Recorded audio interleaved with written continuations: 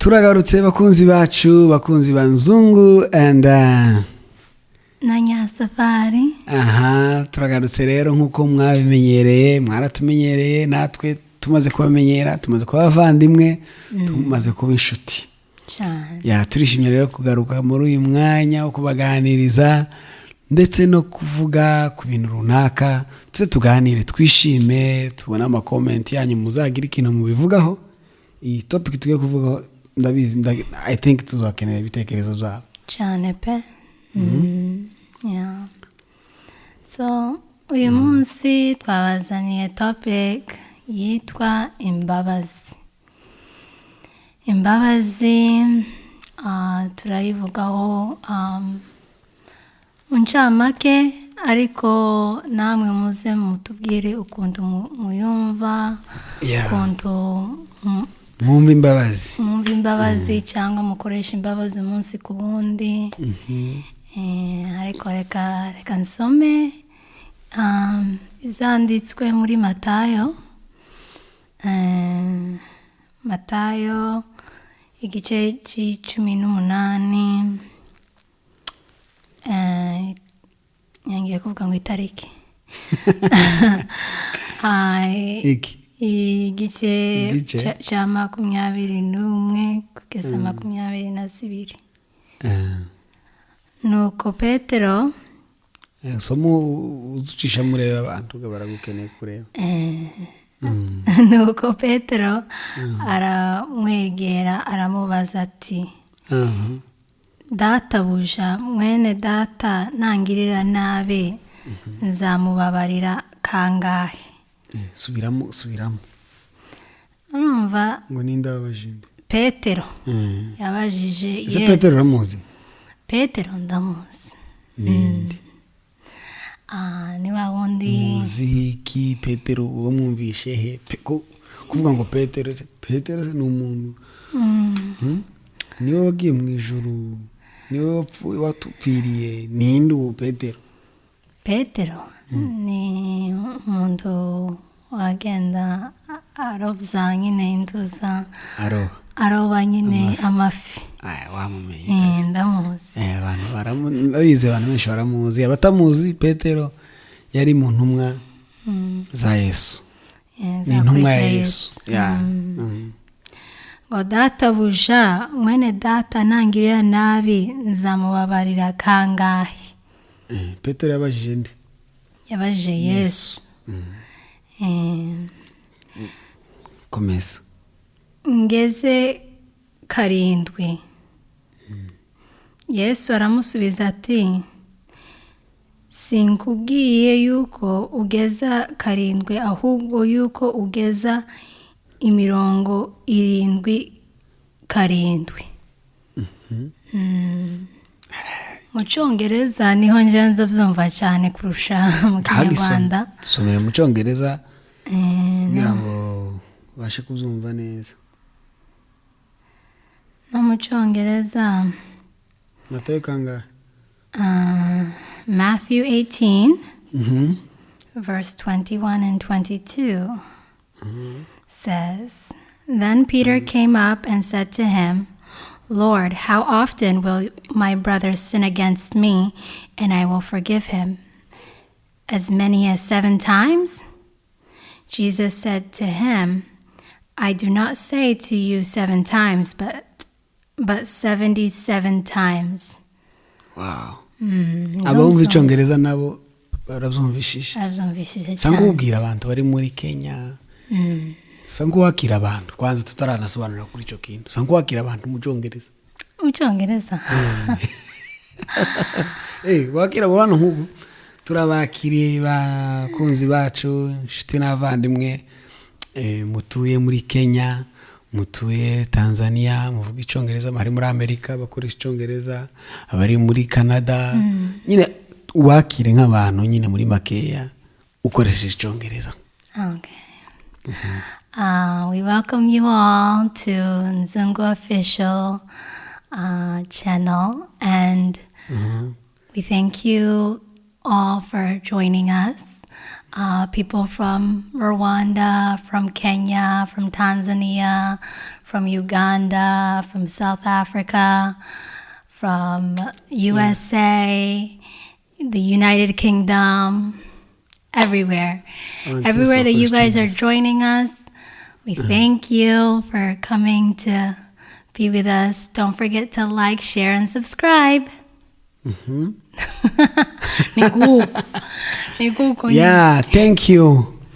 Shega, thank you, ndayishoboye. N'ibyo byose mvuze wowe bishobora. Asi nabishobora. Kuntu bivuze. For joining us. For choice. Thank you for joining us. Thank you for joining us. Turabakiriye bashitsi beza.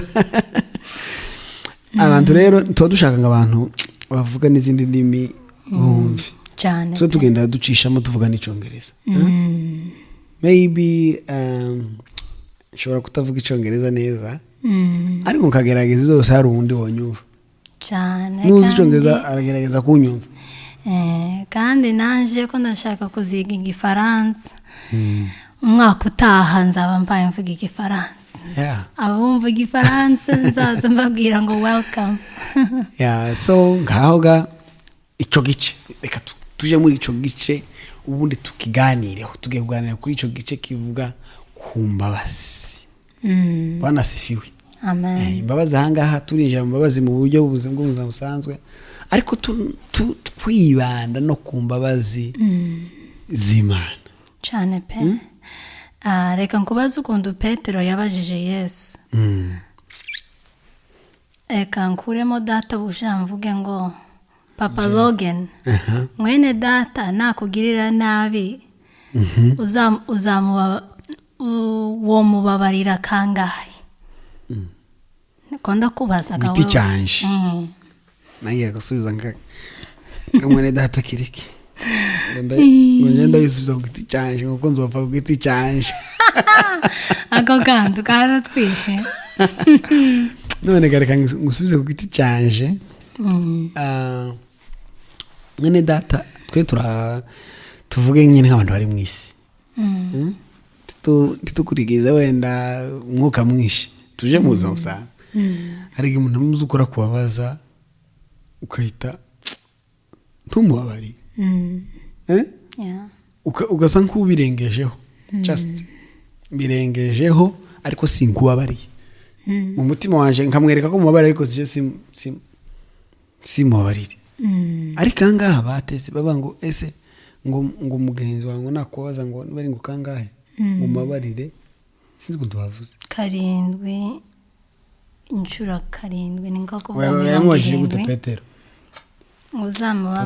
uzamubabarire kangahe mugenzi ngo nakubabaza ubundi twanze tugendere muri ico gice kondo byagenze sibyo wenda nje mu buzima busanzwe umuntu ambabaje namubabarira just nyine kubabarira tubabarirana namwe murababarira n'abantu bisanzwe ariko ahangaha harimo ibanga ukuntu nabyumvishe bigeze kunsobanurira sinzi maybe nimba ari byo ariko bavuze umuntu Petero yaramaje ngo mugenzi wanje nambabaza mbese nzamubabarire kangahe ese ni 7 ese nkuvuga ngo uramutse ngoshereje ukongera rimwe bikarangira nka kubabarira ukongera kandi inshuro 7 ku munsi zikarangira ese nzo ngume mubabarire cyangwa ndagera aho mvuga ngo aya sinkubabarire wakabije ariko ahangaha Yesu aramusubiza ngo simvuze 7 gusa ahubwo ni 70 Yesu ngo yamusubije gute ngo inshuro 7 until ine hejuru ya 70 na 7 ni 70 katurebe ni mu Kinyarwanda wese yamusubije gute Yesu aramusubije sinkubwiye yuko ugeza 7 ahubwo yuko ugeza 70 nko kuba abazi imibare 7 kuba 7 ndagira ngo ni 40 imibare aya tuzabe naje ningamzibage ni 49 kera nari nzi imibare kera nari nzimara kera kumbise nibuka ko ari 49 karindwi ku wa gatandatu 36 karindwi ku 8 56 karindwi ku 9 62. Okay, no. Yeah, so karindwi n'uwango izo mbabazi sasa 70 inshuro 490 ku munsi niko Yesu yashatse kuvuga. Ese umuntu yakwabarirwa ukaguma bare inshuro n'uwango ntibishoboka, nta muntu kubabaza inshuro izo ngizo. Ni kuvuga ngo arakubabaza ahubwo wewe imbabazi uzomubabarira, arakubabaza iminsi iruta y'umwaka, kubera mu mwaka haba iminsi 366 bumwe aba ari 366. None ni kuvuga ngo nimba ari 400 birenga kubabarira uwo muntu, urumva n'uwo muntu hari uko ashoboka mu mwaka yana kubabaza buri munsi ukamubabarira. Ariko nono aho ngaho nje ko numvishije nimo kuvuga ngo uhora umubabarira. Mbese uhora umubabarira, nta excuse ufite yo kutababarira umuntu cyane. Bivuga mu Cyongereza nta excuse nimwe ufite yo kutababarira umuntu. There's no excuse for not forgiving somebody. Okay. Wari umuntu nawe ukumvishije cyane. Ariko ko ndakubwira wewe ku giti cyawe, wowe jewe nagusubije ntiwansubije wowe woshobora uko Imana yategetse Petero kuzaza babarira, cyangwa wewe ku giti cyawe ntiwobishobora? Ku mwana w'umuntu gaturi hano ku isi na Petero yabibashije ari mu isi. Ndabyumva ariko jewe nyine wumve ko nyine ntubabarira izi ngenzi zose. Si ukuvuga ngo ingenzi zose twe turabana n'abantu, rimwe turacumura, rimwe nyine tugira umutima mubi, rimwe tukanga no kubabarira cyane, rimwe nkamubabarira umuntu ariko habe n'uyu munsi byambayeho. Hari hashize igihe umuntu ahambwira ibintu, ambwira ibiki, noneho kubera kuba busy sinchecking message, kumbe harakantu yari yankoreshe yazansaba imbabazi, sinenzi ko yazansaba imbabazi. None nsanze yanyandikiye message ngo ako ngo wowe ngo ntushobora no ngo ntiwambabarira. Ndabati narakubabari muri wowe kera nyine narakubabari. Nje naje nukuri nje ku giti cyanje nzambabarira pe. Ndatekereza ko izo nshuro wenda sinatungana cyane, ariko ko niyizi nanje sinoreka kubabarira umuntu wasabye imbabazi. Cyangwa ndumva iyi tegeko Imana yashizeho muzaza mubabarira abantu izo nshuro zose, je ndatekereza ko mu by'ukuri ari ikintu cyogora abantu benshi cyane gukora. Hari abantu bamwe bavuga ngo bababariye uyu muntu ariko bagakomeza bavuga kuri icyo kibazo, kuri icyo kintu cyababaje, bagakomeza bakivugaho nubwo batawukibwira uwo muntu wababaje uwo muntu, ariko bakabwira n'abandi. Urumva ntigishire, bigasa nk'uko nyine uwo muntu atababariye uwo muntu. Ariko ku giti cyanje njewe mu by'ukuri ku giti cyawe sinzi kubajije ngo mugenzi wawe nakubabarira ninkubabaza uzombabarira kangahe?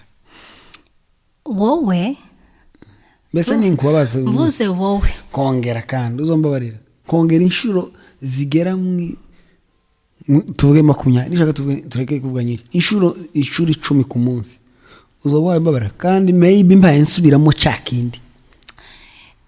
Reka nkubwire ibyaha ni byinshi kandi biratandukanye, kandi uburemere bw'ibyaha buratandukanye.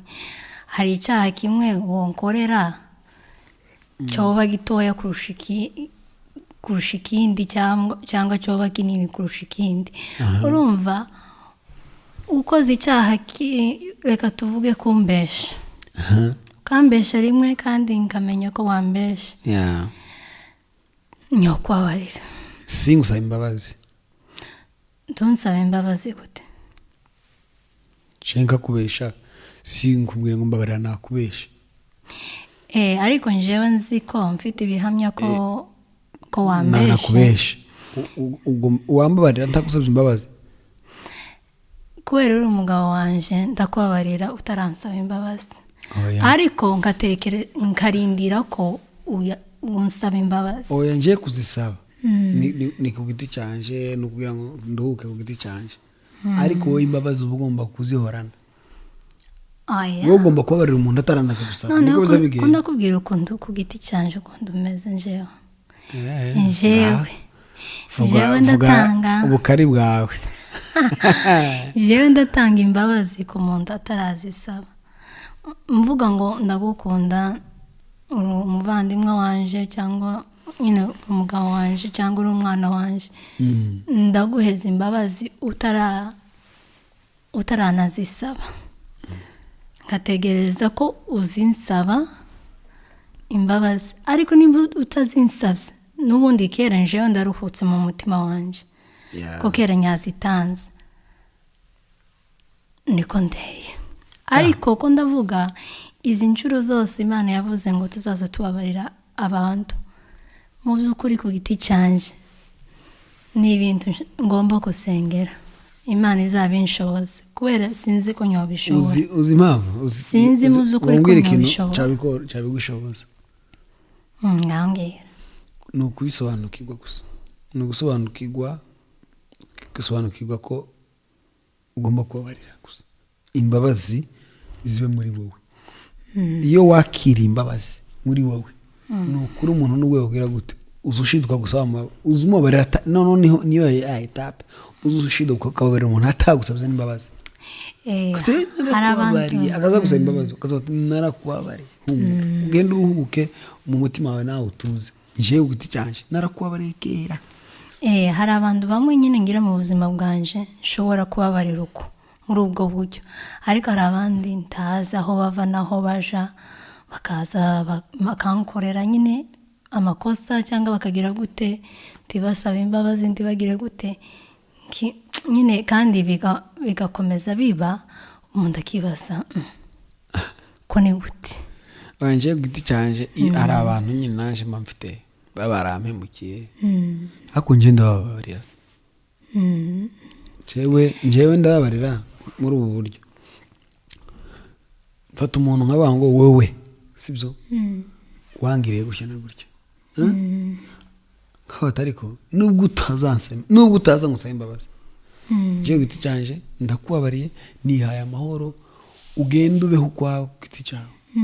Singaze mbura nawe mu bintu ngo tutagongana n'ibiki, kubera ko wenda nabonye ko wowe turafungura umutima wangu gusaba imbabazi kugira ngo numve ko twabasha kongera gukora n'ikintu runaka. Mu gihe atansabye imbabazi nga amusaba imbabazi we mbona uburyo aciye bugufasabye imbabazi, nta kindi kintu uba ugomba gukora n'uriya muntu.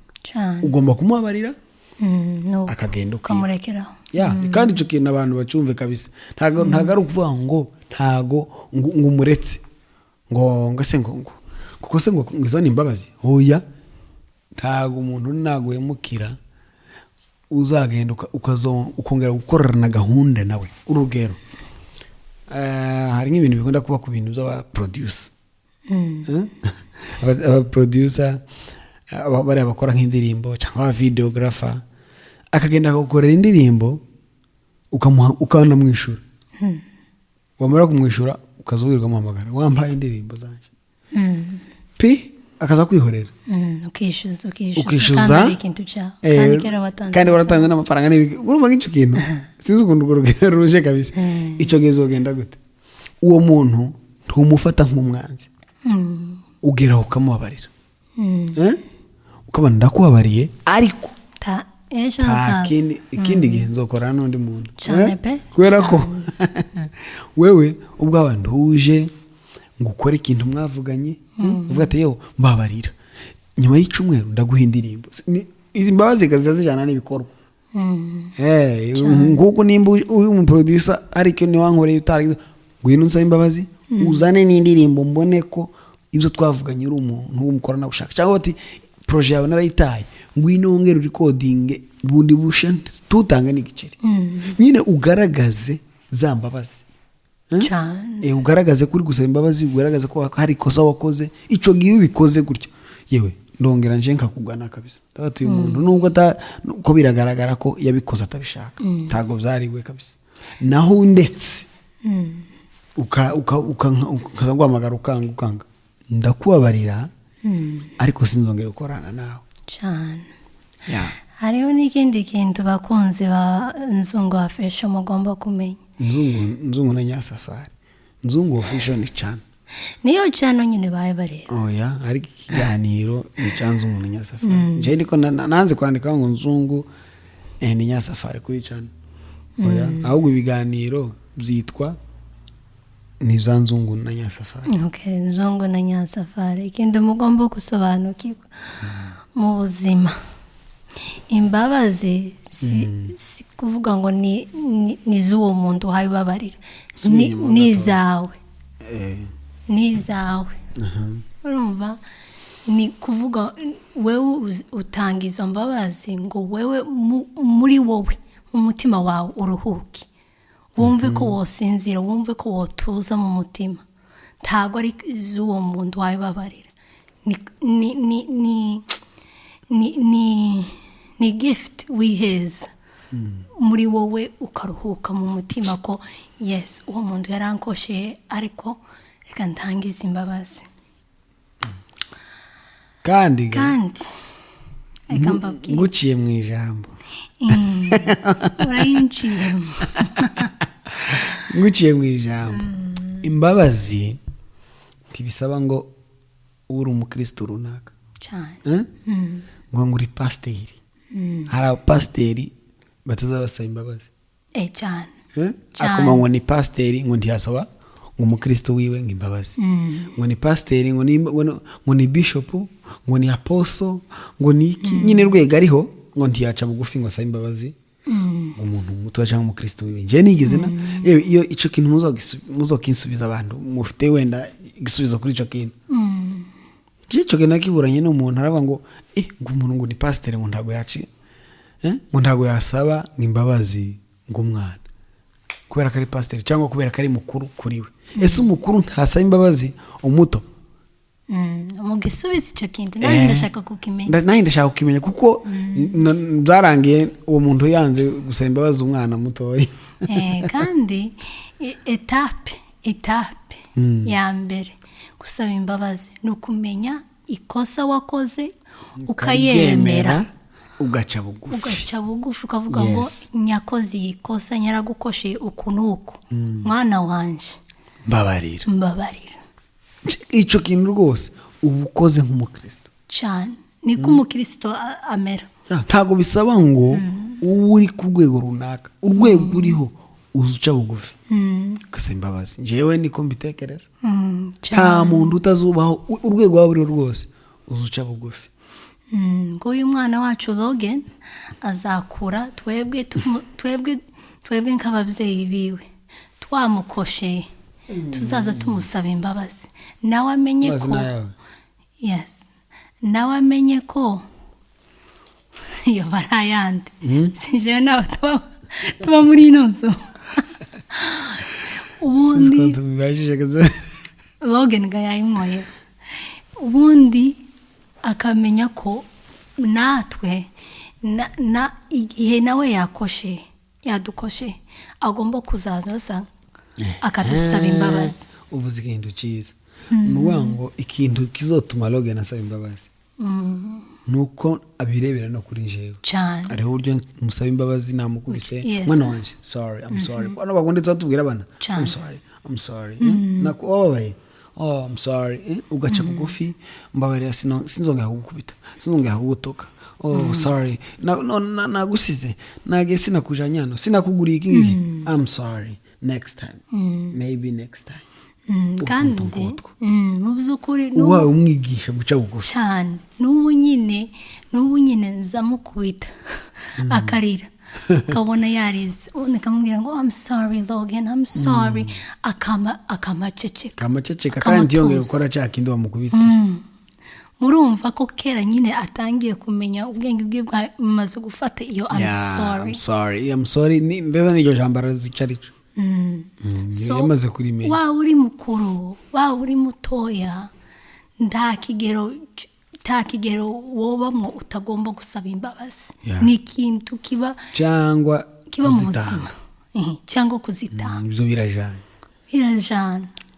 kuzitangaho ikigero cya mbere cyo tukirebera ku Mana cyane uburyo twayikoreye uburyo twagomeye Imana, ariko Imana ica bugufi iduha imbabazi itanga umwana wawe. Imana nicyo kigero cya mbere cyo guca bugufi ndetse no gutanga imbabazi mu buryo buri professional. Imana yo ku mbabazi niyo ya mbere. Twari dupfuye tuzize ibicumuro byacu, ariko Imana ngo iraza. Muri ibyo aravuze ngo aramanuka. Icyo kintu rero ku umuntu icubero waba uri cyose waba ufite uwo waba uri we, gutanga imbabazi birakureba. Gutanga imbabazi ndetse no kuzisaba birakureba kugira ngo ubabarirwe. Ndetse biza binatwereka kenshi ko Bibiliya nzanumva abantu ku mantere nzangana numva ngo sina ngombwa kugenda kubwira umupasiteri ngo waturenga ibyaha byawe, ahubwo ibyiza ni ukugenda ukatura ibyaha nawe. Ntubona ngugushereje ntabwo ngomba kujya kwirega kuri Pastor King cyangwa mpamagare papa wanje cyangwa pasiteri uwo ari we wese ngo ndagusabye imbabazi ngo nakubise Nyasafari cyangwa namusuzuguye cyangwa namututse. Kurumva kuntu bitumvikana. Ngomba kuza kuri wewe kakubwira ngo madamu wanje ndagusaba imbabazi. Nico kandi ico kintu no muri birakiranditse sinzi gitabo nagisomyeho, ahubwo no mbere yuko uja no gutura ari amaturo tsotura mu ikanisa abenshi bazaba azapfa ubusa. Urumva nimba ugiye gutura Imana amafaranga cyangwa se turo ibyo yose ngo banza ngo mbere kuri tura ngo banza usubire inyuma ngo ugende ngo babarirane ngo na mugenzi wawe sinzi nyine ngo mwaturane ibyaha ngo mubarirane ubone kuza utangirira turo ryawe. Hariho n'ikindi kintu mugomba kumenya bakunzi bacu, nuko ntiwofukama cyangwa ngo uhumirize guca ngo usenge ngo usabe Imana ikintu cyangwa usenge ku Mana ngo usabe ikintu ngo usabe imbabazi utarababarira abantu wakosheye. Imana ntiyo kumva iyo sengesho. Gute yo kumva iyo sengesho? Ngaho mbwira kurasha gusaba imbabazi nawe wazi kubabarira utaratanga imbabazi. Uzanditse muri Bibiliya sinzi aho byanditse ariko ndabizi ko ukuntu ubivuze neza nkuzi icyo cyanditswe kiba. Oya ndabizi ko kiba ariko simbi niko Yesu yigisha ngo ariko bazabasenga utubabarire kuko natwe tubabarira abaducumuye, utubabarire ibyaha byacu kuko natwe tubabarira nuvuga ngo ntago noza imbere y'Imana ngo Mana ngo mbabarire ngo ariko ngo nje nanze kubabarira uriya ngo kubera ko ngo nje ntago ari umwana mwiza ngo ariko nje ngo ndaje mbabarire. Biranasekeje. What? Reka mbabwire njyewe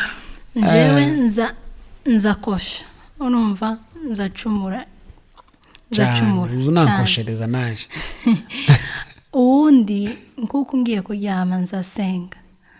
Ikintu cya mbere nzasaba Imana imbabazi, taragira ikindi kintu musaba, kasaba Imana imbabazi.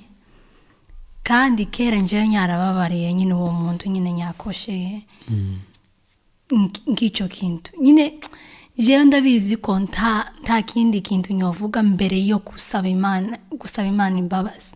Icyo kintu ndabizi ngiye gusenga ni nk'itegeko nyishizemo, ngomba kubabarira abangiriye nabi, ubundi ngasaba Imana imbabazi tararengeza n'irindi jambo ryo kuvuga ngo Mana mfashe nkora iki, Imana mfashe mbona iki, oya.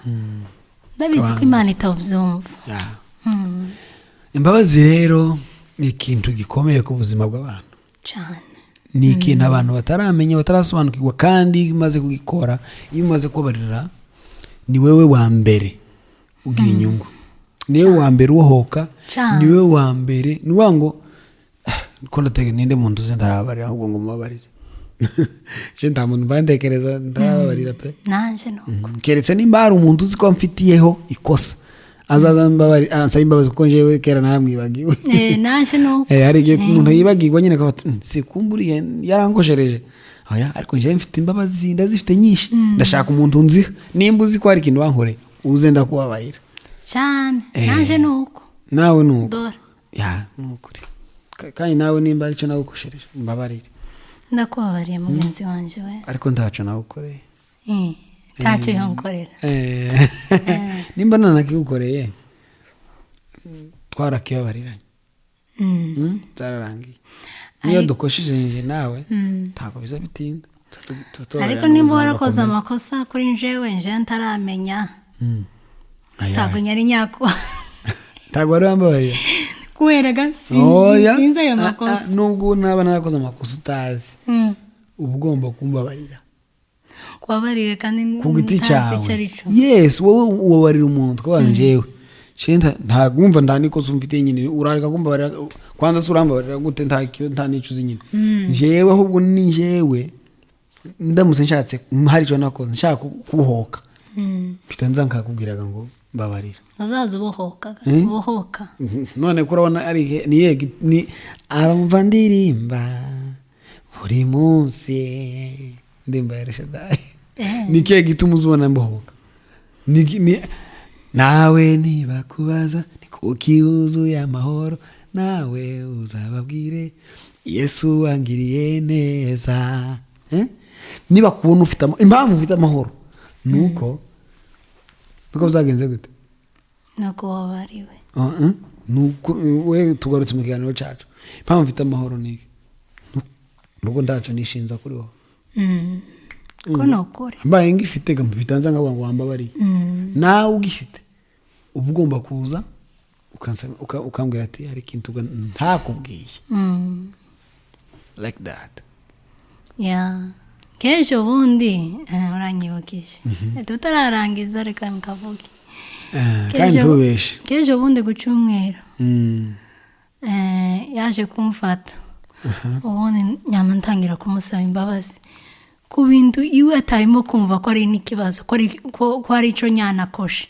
Ariko kubera nje nyemo kumva ari ikintu maybe cyoba cyamwabangiye. Gicumwero gishize. Apere Kucumwero. Uyu cyumwero cyangwa n'ikindi cyumwero? Umunsi si kwa kabiri. Kucumwero. Iki wankoreye? Nyine nta kintu wewe wumva ko nyagukorera, ariko ko nje nyemo kumva maybe hari uko maybe wowe wabifashe so zakubangamiye. Nyama mvuga ngo ngeze mu modoka nyamvuga ngo sorry ko nyavuze uko ibone kisobanura, ariko mu zukuri ikintu njewe ku giti cyanje paye nyiga gukora no kwemera ikosa. Kwemera ikosa. Kwemera ikosa ni ikintu kigoye abantu benshi, nanje ndimo. Hari bumwe nkora ikintu cyangwa mvuga ikintu kumva kubera ukuntu nteye nkumva nta kibazo kirimo, ariko ugasanga maybe bishobora kuba bibangamira mugenzi wanje.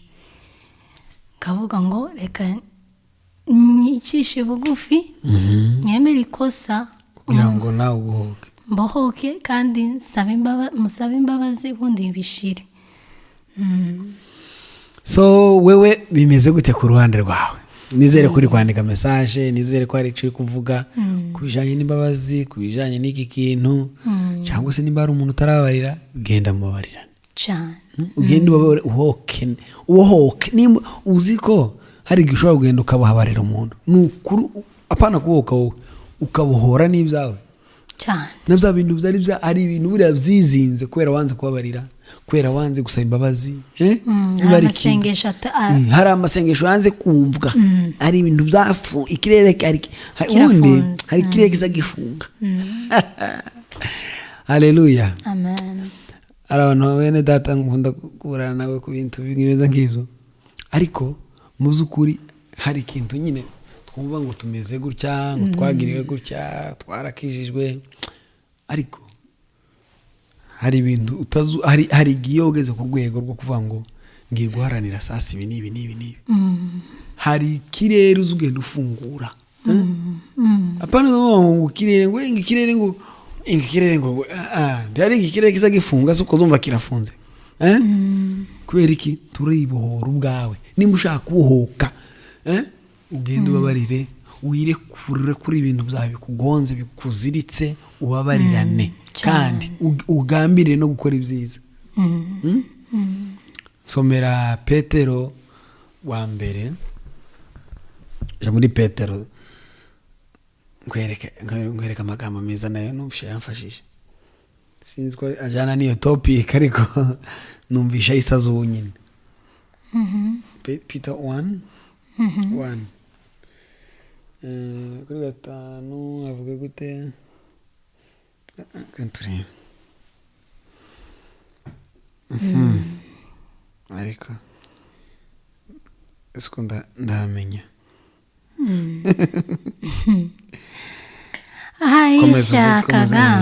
ayishaka reka nje mbabwire kabisa nimba hari ikintu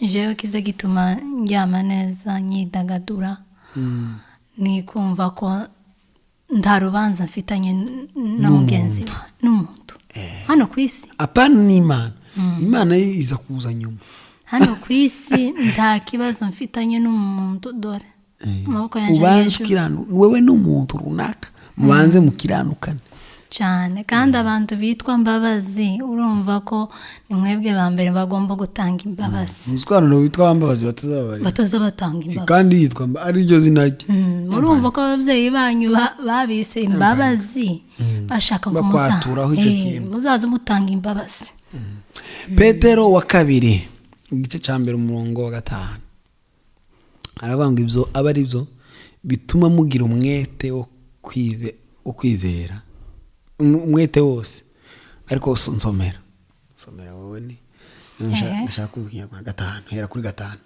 ibyo aba ari byo bituma mugira umwete wose kwizera mukongeraho ingeso nziza kiraho ibyo tugiye kumva ibintu bituma ngibyo aba ari byo bituma yes mugira umwete wose aba ari byo bituma mugira yabandurega ngibyo aba ari byo bituma mugira umwete wose ni ibiki nizo tugiye gusoma ibintu bituma mugomba gutuma mugira umwete wose ngibi ngaho kwizera mukongeraho ingeso nziza kurumva ico kintu kwizera uzongereho ingeso nziza ese wizeye hari icyo wizeye wizeye Yesu wizeye Imana wizeye ko ushobora kugukorera ibyiza wizeye Yesu nk'umwami n'umukiza w'ubuzima bwawe ni byiza ariko ongeraho ingeso nziza cyane kandi kwizera niyo yabaye topic y'uko kwezi gushize mu rusengero ongeraho nimba wizeye mu kwizera habaho ibintu runaka ugenderaho kugira ngo umuntu nakure yavuga ngo uyu muntu yarizeye hari ibintu tugiye gusoma ibyo byose biraza guhuza zuzuza bivuga ati umuntu ibyo byose nubikora uzoba ugaragaza wa muntu wizeye ibyo tugiye gusoma hano hasi nibyo biza kugaragaza neza umuntu wizeye ingeso nziza ingeso nziza muzongeraho kumenya ingeso nziza muzongereho kumenya mukongeraho kwirinda kumenya mukongeraho kwirinda mukongeraho kwihangana kwirinda mukongeraho kwihangana cyangwa umuntu yagukoreye ikosa ntiwabarira umuntu utihanganye kwihangana biza bihwana n'imbabazi cyane cyane. manuka hasi urahita uzumva. kwihangana mukongeraho kubaha Imana. kubaha Imana mukongeraho gukunda bene data. arabyumva. wabarira umuntu utamukunda ntibishoboka gute se? gute wabarira umwanzi wawe? umwanzi wawe ikintu cya mbere kigaragaza umuntu wizeye cyangwa se ugira imbabazi ntagira umwanzi. no, abantu bose na wa mwanzi azamufata nk'umuntu usanzwe kuko we ntazavuga ngo we ngo umwanzi wawe sinkubabariye. oya, n'abakwanga wenda abone, ariko we ubwawe ntawe ugomba kwanga. ntawe wanga. hari abo ukunda kurusha abandi, ariko nyine ahubwo wewe wo kwanga. ariko wewe tubwiye kwanga umuntu. baho utanga umuntu, baho mu buzima bwo gushima ku mugani wa muntu cyane pe. gukunda bene data mukongeraho urukundo. komeza. kuko ibyo mvane washaka nibiba muri mwe, ibyo nibiba muri mwe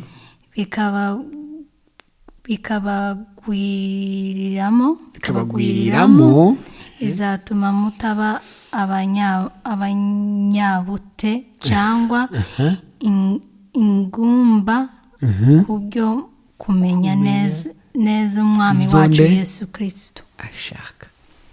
kurumva, nimba ushaka kumenya neza ibintu Imana ishaka, nimba ushaka kuba wa muntu nyine watejewe umuntu ibintu nugendera mu ngeso nziza, ukabarira, ukagira imbabazi, ugakunda mwene so, biriya bintu zose basomye nibyo bizatuma ugaragazaga ya mbuto yo kwizera cyane, cyangwa se ukavuga ati uyu muntu abayeho nk'uko Imana Yesu ashaka cyane pe. nyuze ukuri ntago kwizera ari full stop. hari abantu bagira inyigisho zo kuvuga kwizera full stop. hari abantu bataza bakomeza aho handi inyuma. kwizera kurahagije. jewe kwizera singushira full stop. mpita ngukomerezaho ibindi kandi bikaza byungikanya no kwizera. kandi nimba ushaka kumenya ko kwizera kwawe kuzuye, uzubipimira muri izo bindi. ese ngira ingeso nziza, ngira urukundo,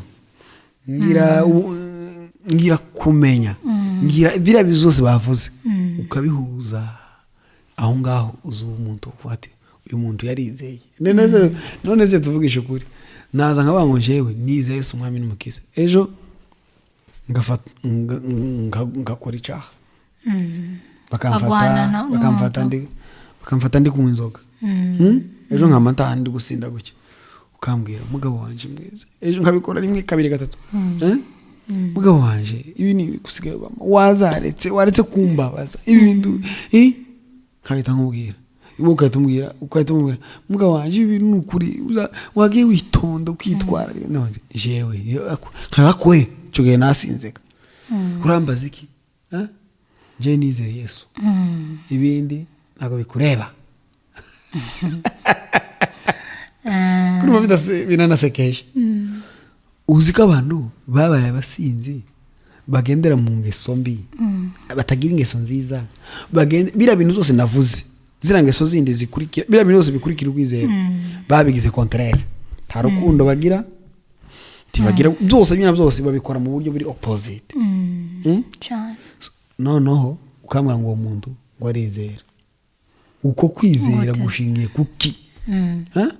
umuntu wizeye Imana, kwizera ntagaru kuza gucya ngo mvuge ngo ndizeye.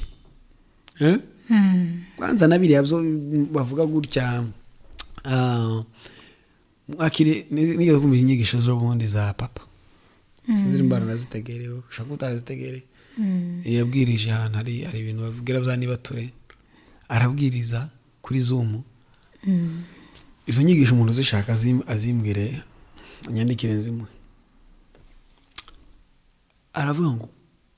aravuga ngo kwa kundi basengera umuntu, ukamusengera umwana cyangwa umukristo, ngo arate urabwirije ninde uzango tumusengere, ukahita akaza akahita haza umuntu ngo ndeme ndaje vuga mwami Yesu bikarangira ukamureka aho ngaho akagenda ntago bihagije pe uwo muntu uraje aravuze gusa aravuze akanwa aho ngaho niyenda tuzi icyatumye atambuka tuzi nimba yasinze tuzi nimba igikurikiraho nyuma yo kuvuga ngo ndizeye Yesu umwami n'umukiza kontorora umuntu yes urebe nimba yeri imbuto oya si ngombwa kwera imbuto na papa niko yavuze uwo muntu ndago logeni navuka ahita atangira kwirukanka atangire umwana uyavutse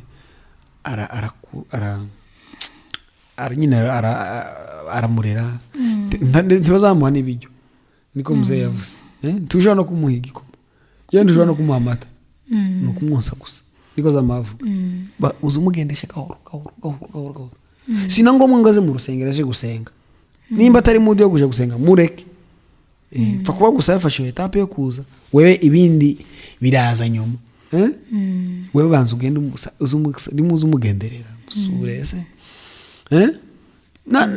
nimba namaze kwizera ashobora kwita yongera gatana gasubira ejo ukamubona yanyweye inzoga wanyweye inzoga yewe si byizaga kongera gusura umwana yari mutoya akora amakosa ayakura kugira ngo umuntu mukuru aje mu kigero cyiza umwana mutoya bisaba imbaraga ndende so icyo ndashaka kuvuga niki umuntu ashobora nyine umuntu kuza ukareba umuntu yakoze ibyaha akaza akava ngo ndizeye gusa ntabwo ari byiza so za mbabazi ni ikintu gikenewe ku muntu wizeye Kristo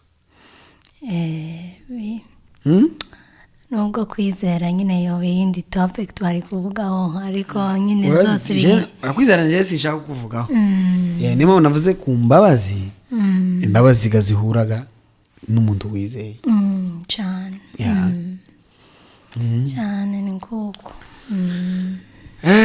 bakunzi rero bacu tugejeje umunota ingahe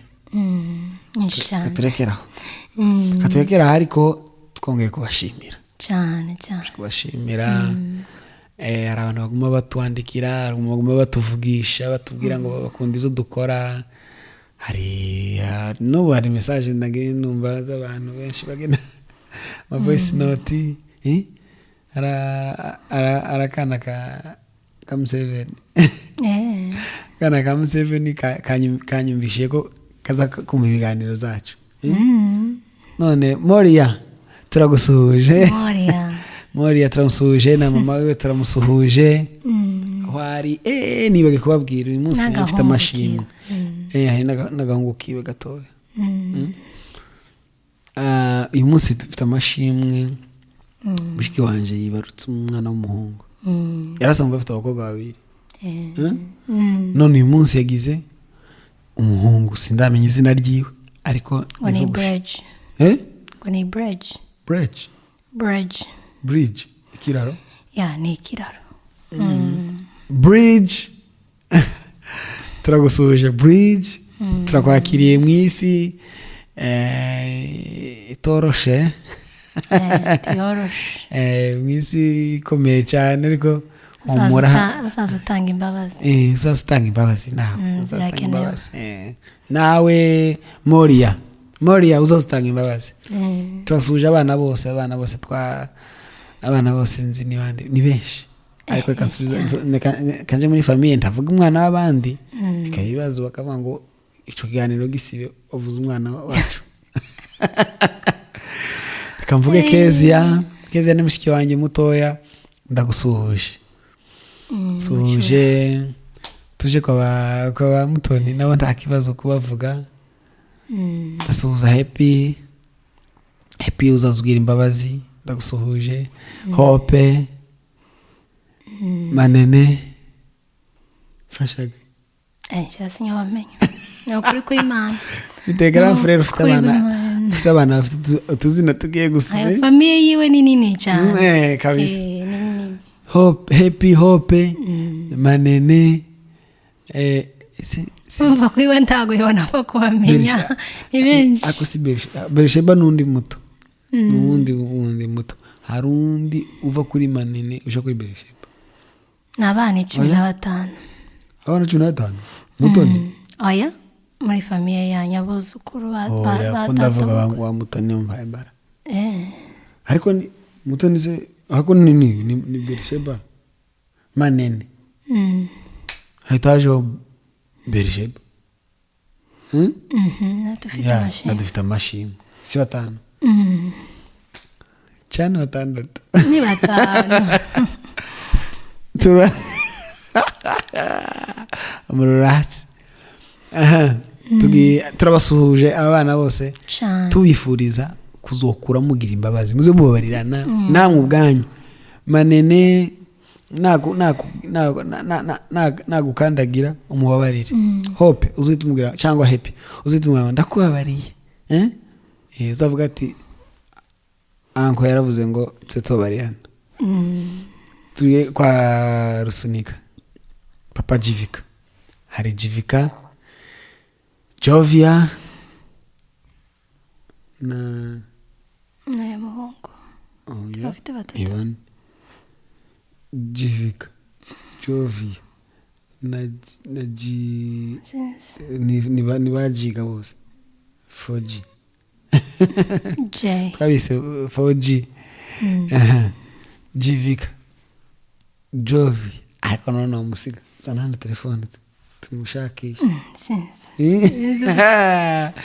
no arakara anaza yagiyemo kuvuga amazina ga nuko kandi yosigumwe tubashake n'ukuri katuhamagare urabona aya masaha hano twazanditse ntabwo wigeze kubinyandikira ndebe nandike Jivika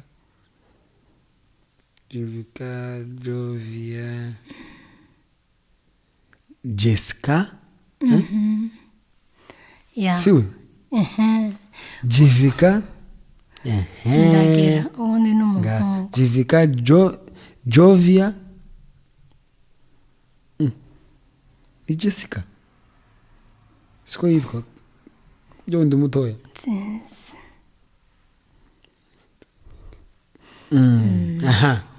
Jivika Jovia Jessica isura mu mutwe musegundi muri taje tagwamwise je suhazaje oya no kwindi bamwise je nduzo twese twavuze ngo ni 4G kubera iki oya ngashira wewe ko ndakubaza taje none ko we bansubiza twavuze ngo ni 4G kubera iki sinzi ni kumbe mbango bavuze ngo 4G ni kubera ko bamwise irindi G ni J za Jivika zose ni JJJ nyine abana babo nyine ni G nyine niko n'umwana niko yizwe ako nawe umuntu avuga cyane ariko umuhungu gasara aramenya ko utamuvuze n'akabebe ikamamagare kaduhamagare ngegomagara abantu mw'ijoro ikandi ni ijoro nyine ashaka kuba ari mu kazi ariko ni 5:00 alo mwihangane ko tuhamagaye nijoro ese twari turi mu kiganiro hano turavuga ngo ese harya wa mwana muto harya yitwa nde twari tugeze kuri za 4G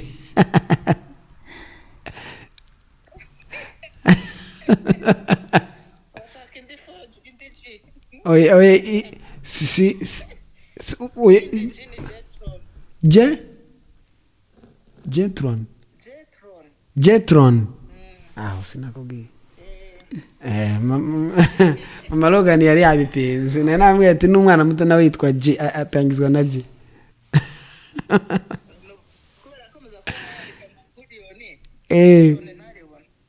suko irakoze twari turi mu kiganiro ubu reka dukomeze urakoze mwabyumvishe rero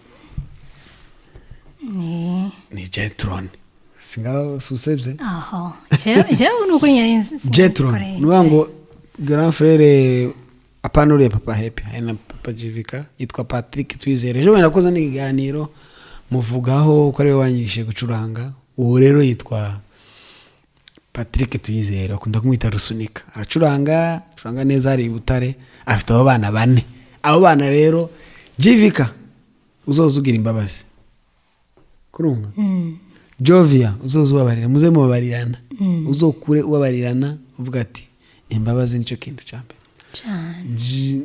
Jessica nawe uzugira imbabazi na Jetron adiri Jetron nibyo Jetron Jetron nawe uzugira imbabazi ariko tutaranakomeza nukuri abantu bagomba kugira imbabazi ga ni ikintu tugomba kuja kubwira umuntu ugomba kuba waracihereyeho natwe ubwacu umuntu twarababaje turamuba atubabarire pe kandi natwe nimba baratubabaje turakubabarira tubivuge hano nimba ari waranabitinye uzace mu gikari rwose uzahaze bohotse tuzakubabarira cyangwa natwe tugusabye imbabazi cyane pe tugiye kuri mama Brian mama Brian nawe kera gafite uwo Brian niwe wenyine afite niwe washoboye kuringaniza urubyaro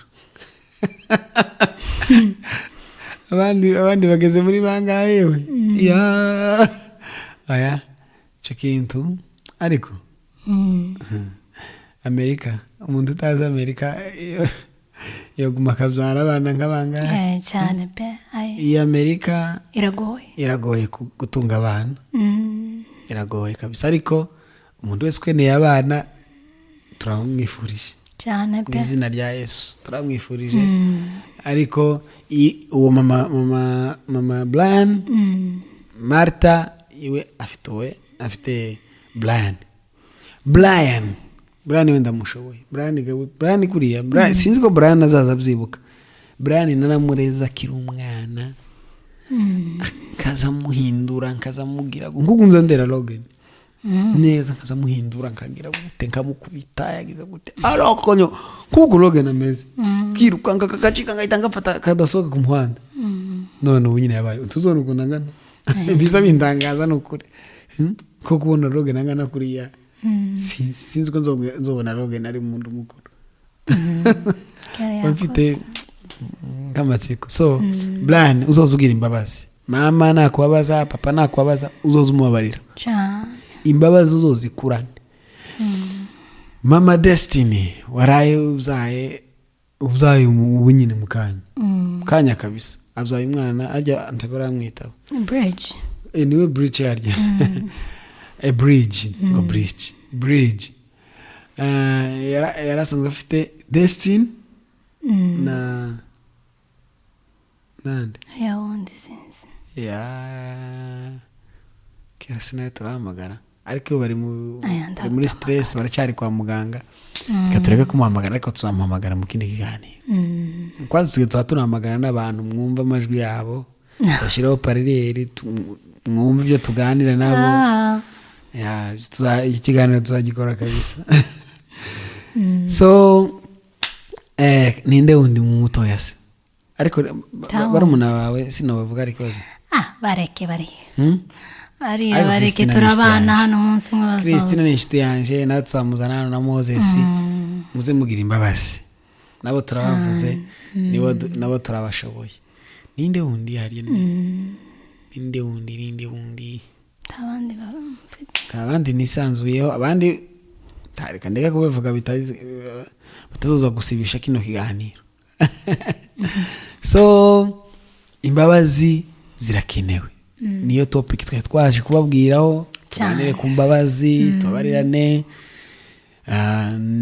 ko twababwiye ko bishoboka ko abantu bahemukirana bishoboka ko umuntu ahemukira kandi atabishaka sometimes ukambabaza nkakubabaza utabishaka nanjye nkakubabaza ntabishaka ugakora akantu ntiyari igihe ukora akantu nkagafata nabi nkahita mbifata nabi kandi wewe nkabona ntiwifashe wewe uzi ko we nta kibazo ariko njyewe nkabifata ko ubikoze nk'ibintu bitari byiza kandi bati baby kahita ngurakarira cyane kubuze cyane ngaho nyinzo nkurakarira oya cyane cyane uzumve ko ari cyane ngo cyane uziko ugira ngo nza nkurakarira cyane so nkahita nkurakarira nza nkurakarira nawe urandakarira ariko abantu nyine azaba ngo yenga abantu sinzi umunsi twagirana mu kiganiro hamwe ukazuvuga ngo nta mahembe ugira hari igihe kayo nundi hari igihe abantu bagira amahembe nako abantu bagira amahembe so ariko rero ntago wobaho amahembe yawe uzuyagendesha ku ruhande nanje yanje nyagendesha ku ruhande ico gihe twaba dukundana ikintu kigaragaza ko dukundana nuko ari amahembe azakoranaho nabo kubita umutwe wanje urakomeye kurusha uwawe kurabona hano nanjye nduzo wanje kandi uroge nikagira umutwe nk'uwawe ukomeye nk'uwawe ahubwo aho yari kagira umutwe nk'uwawe agahanga nakanje pe so kubabarirana ni ingenzi mu gihe abantu bakomanye amahembe bakubitanye imitwe nubwo nyine abantu bato ari abantu nk'uko naje nabivuze ari abantu batagira amahembe manini bameze nk'inkungu inka z'inkungu nizo zidafite amahembe zifite utuntu ukaza umukozanyaho turiya nyine nk'abantu badakubitana cyane ariko n'amahembe rimwe na rimwe nyine ni byiza kuyakozanyaho kuko utuma umenya umuntu hari nk'ibintu runaka ukora nkakubabarira bigatuma utazongera kubikora kubera ko twakomanyije amahembe ariko iyo bimureka uriya umwana umuretse ntumuhane buriya ni nkaho abagukubise ihembe ntumukozanyeho gukozanyaho ukatongana umubwiye ngo nta kibazo akomeza icyo kintu umwereye icyo gihe aza gikomeza kandi si byiza gutongana sometimes simbivuze gutongana ariko gukemura ikambivuge mu buryo ngo ni gukemura ikibazo birakwiriye cyane. So guys, iyi ni topic twabazaniye today. Next day next time kandi uzwe njengeze nkantu kucya ngabantu mbabwira icyongereza biza bigora sometimes nyine nkahita mbura icyongereza ariko ndi mu kazi ndi kuvugana n'abazungu tango uzamenye aho cyavuye sizamenye aho cyavuye ariko nkuko mumbe ngo next time yarigiye kera ngo next day next time bizosaba ko nzitukuza ubundi uzazamvugisha mu cyongereza n'ubundi waritukuje aye mubyumve kandi mwongere kandi mubyumve je sinze nyitukuza okay nzoza n'agafoto kawe uri igikara kuba uzakazana nzoza n'agafoto usa na ntuza nawe umukobwa muri Sudan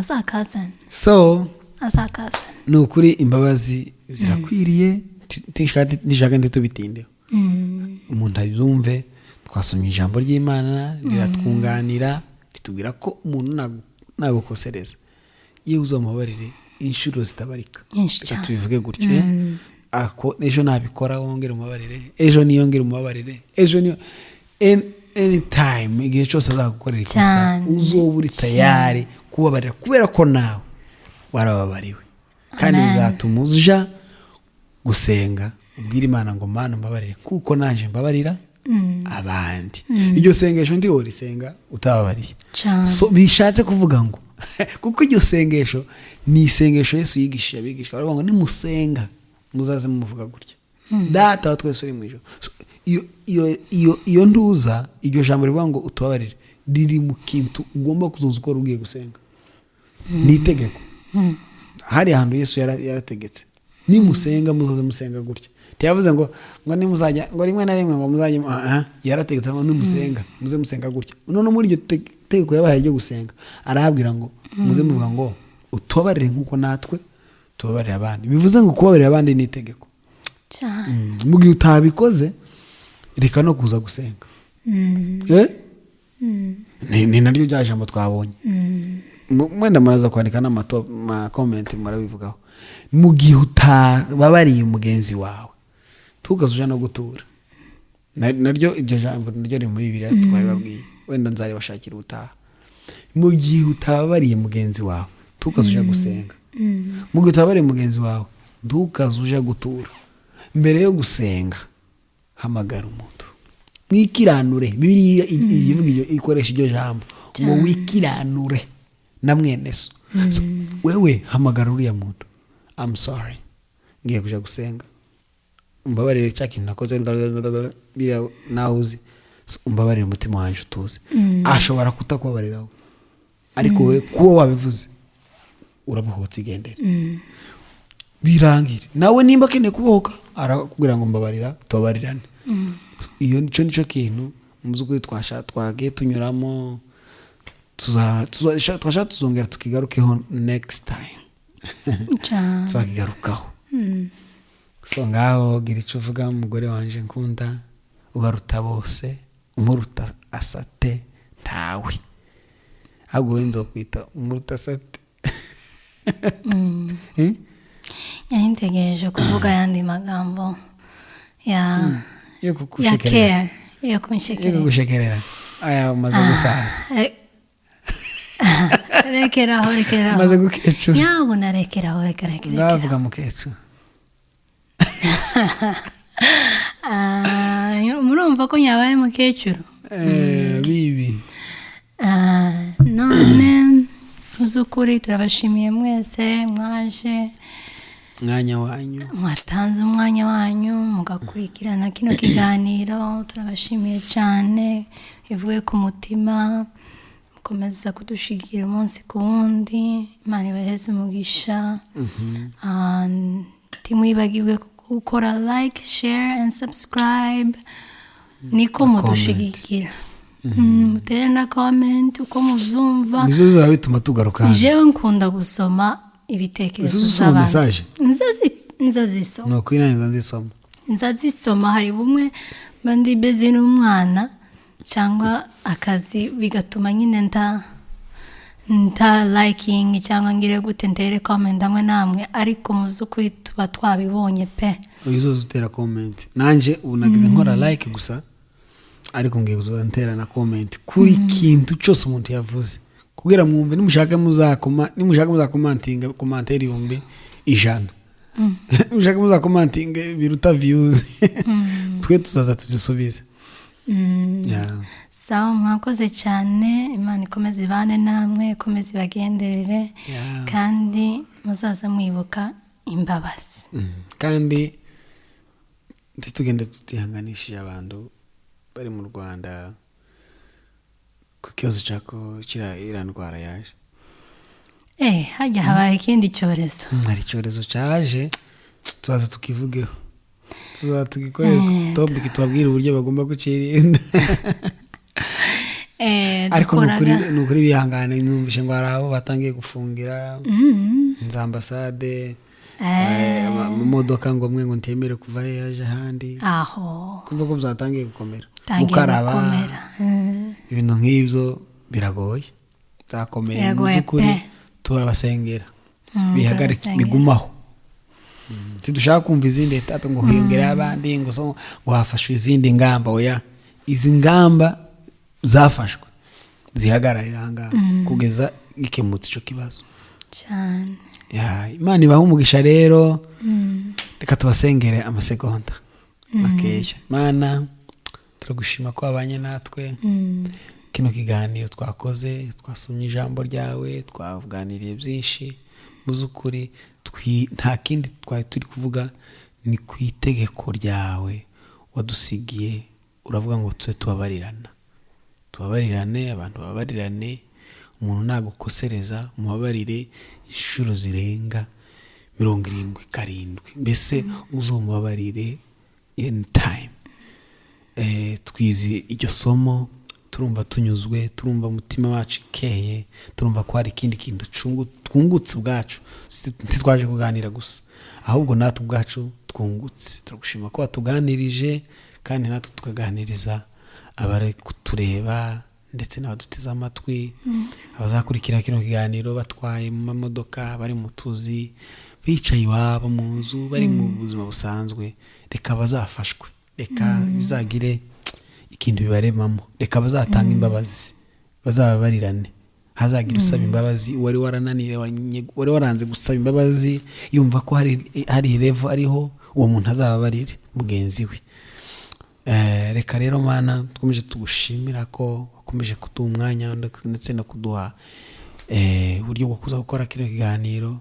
Natwe Mana ukomeze kuduha ubwo buryo kugira ngo dukomeze tuze tuganirize inshuti n'abavandimwe. Dusabe umugisha abakora subscribe, abadushigikira mu buryo bwose tugenda tubona mu by'ukuri, tubasabiye umugisha. Wowe utanga umugisha, wowe utanga ubugingo, wowe utanga ubutunzi, ari wowe ubibagezaho Mana kurusha uko twe twovuga. Urakoze kuri Mana nziza, gira neza, ukoze kundinda ukandindira n'umuryango wanje, umugore wanje nkunda, ndetse n'umwana wacu. Turagushima komeje kuturinda n'imiryango yacu ukayirinda aho iri hose ku isi. Urakoze kuri Mana, gira neza. Ibyo byose tubisenze twizeye mu izina rya Yesu Kristo, amen. Amen. Byajambo ni gute uretse kurivuga mari ngo kandi mbonye ari urikoze ngo mari ngo bye for now. Go ciao. Maybe go ciao. Bye for now. Bye for now. Bye guys. Mani mamugisha. We love you. Yeah, we love you. Urabakunda? Ndabakunda. Vuga ngo we love you. We love you. Bye. Bye. Gira gutya.